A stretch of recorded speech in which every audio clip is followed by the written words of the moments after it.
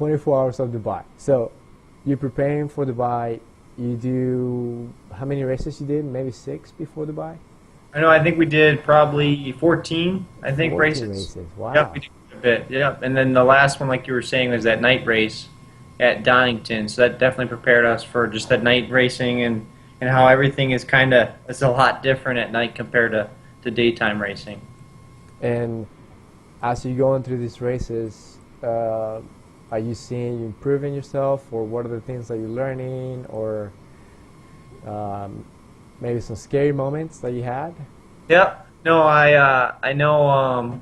Like the first race, we're kind of in our race cars that we raced the final race at GT Academy with, and then as we kind of progressed, we just slowly built up where we were in Group N cars with sequential transmissions, and then GT4 cars with real sequentials where you don't even have to use the clutch at all. And just seeing definitely that was stuff where dreams come true. Just where I always wanted to drive stuff like that, and getting to do it at GT Academy and in my driver development program was really neat.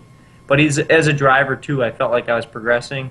I know, like I said before, where I was building up towards in the end of my driver development program, I felt like I could go out and try to go as fast as I could right away, where I didn't have to take a whole session or whole race to run my fastest lap at the last lap. So I was able to come out quickly and go right away. But there were definitely some scary moments. I remember in driver development program, I remember one of the races in the GT4 car, it was a standing start.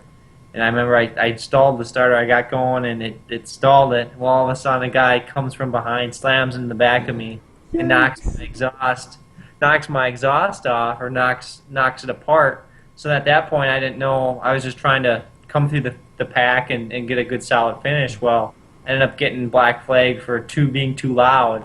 So that was definitely not the best day of the driver development program, and I remember being depressed about it, but it was something that I had a lot of fun, and I learned from it, and it prepared me a lot for Dubai. It prepared you a lot, and it gave you that racing license that you need Exactly. for Dubai.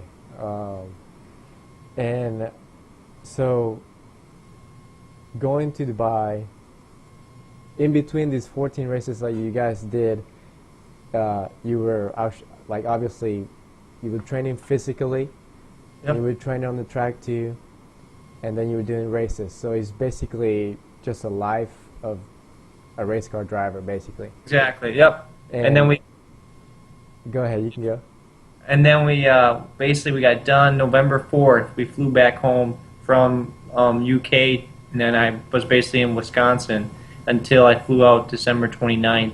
So from that point on, I didn't really do much driving. I did a lot of sim work on Dubai.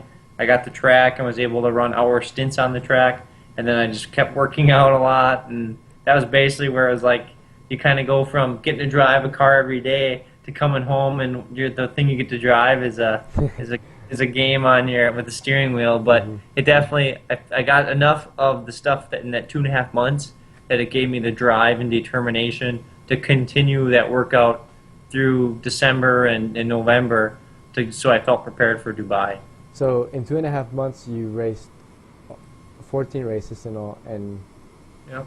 so you won GT Academy. 2.5 months later, you finish all these races, all this training. You fly back home, Yep. and then you fly to Dubai from home.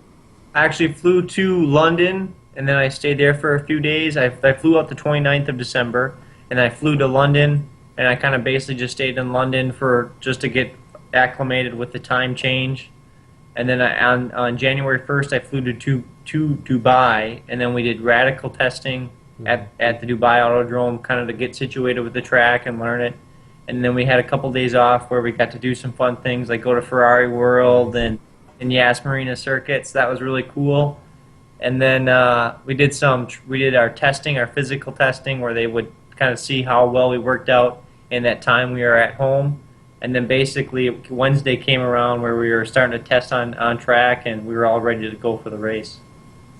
All right, and coming to the race at Dubai, obviously watching the episode where your parents surprise you at the track. You didn't know they were going to be there, and they show up on the garage as soon as you get off from the car or one of the practices. I mean, what were you thinking? Did It that? was definitely. I remember getting out of the car, and you're living your dream when you get to drive a GTR, GT3 car Nissan around the track, and then you get out of the car and talking to the engineer, talking to the mechanic, saying, "Hey, the car was a lot of fun, had a blast," and then all of a sudden my parents are there, so that made the dream even better. And I'll always remember that moment too, where they were here to share the incredible experience with me. And then I knew, okay, if the race can start, I'm ready to go here, and let's have some fun. That's awesome.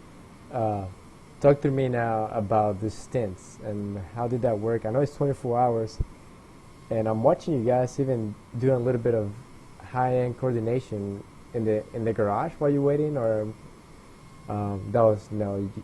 I mean, you didn't do any of that. No. Okay, we're watching some footage of you basically or your team driving on board. Now we're seeing Florian sleeping on an air mattress. Uh, the stints, how was divided, or which time do you drive at night or day or? Yep. So basically, based on practice times and different experiences through our driver development program, they figured out what times would be the best for us to race at. So Florian, being a pro driver, he started the race. Being a lot of cars in a close proximity, he had the most racing experience. So they decided he was going to go there. Then it was going to be Gaetan, Ahmed, Ricardo, and then I.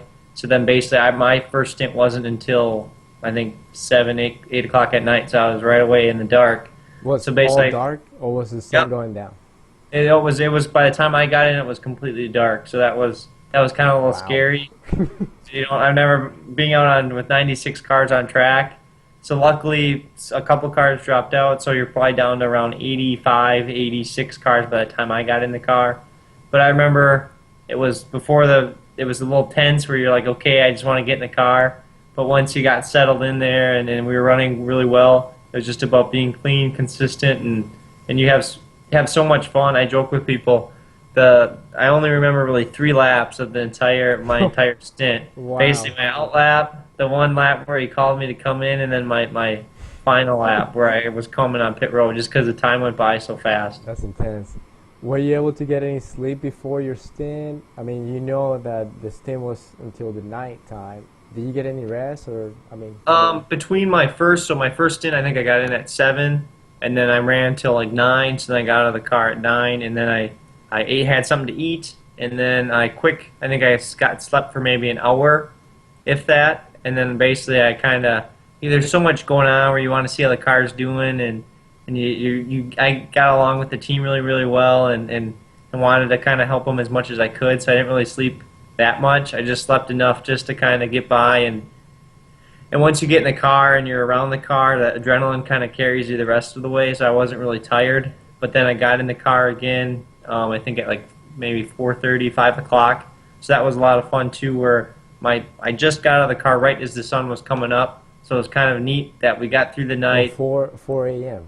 Yep, Oh, exactly. wow. Okay.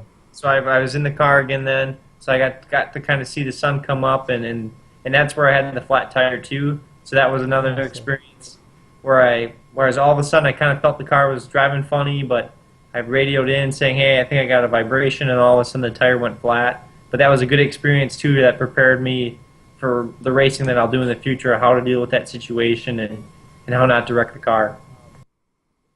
Personally, after the race was finished, you guys obviously finished in the podium, which is amazing. I mean, you guys, and you almost beat your mentor, Rob, right? Like he made a comment, it's like I was so happy that you guys were behind me, and so you finished the race and you walked to the podium.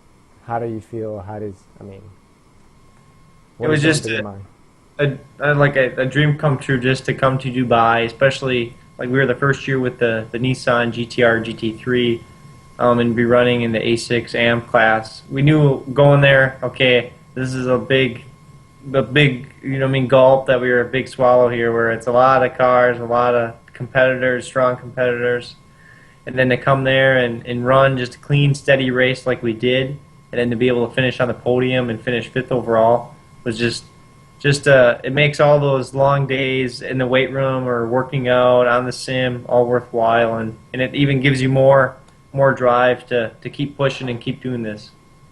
That's awesome, man. You guys did amazing. I mean, Thanks. and that gives us so much encouragement to be like, hey, I can have this opportunity and I can, show my skills, or if I keep training, if I keep eating healthy, if I keep on the sim, you never know where you're gonna end up. Exactly. And that just shows how good. When Darren Cox, Nissan, created the program, he just took something. Guys like us, we're passionate about racing. We love like sim racing. We spend hours doing it, and we can't get enough of it. And Darren recognized that and said, "Hey, I wonder if I give these guys an opportunity to race professionally for Nissan." And he saw that and capitalized it. And I think with Yan and everyone, you're seeing the success of it, and that just all comes down to passion and wanting to do the best that we can.